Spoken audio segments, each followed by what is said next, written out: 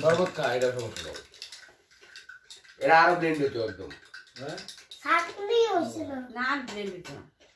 এই খারাপ কাছে কাঁচা তো পাউডার তো। গুলাই দে কি কাহিনী চিনি দিছি না দেখো অবস্থা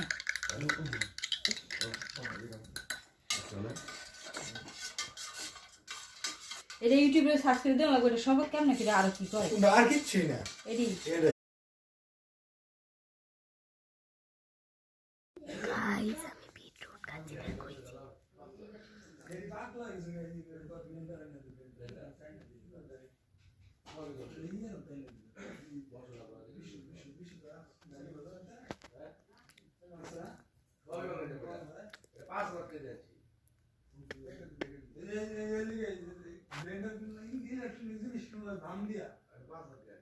ইলেকশন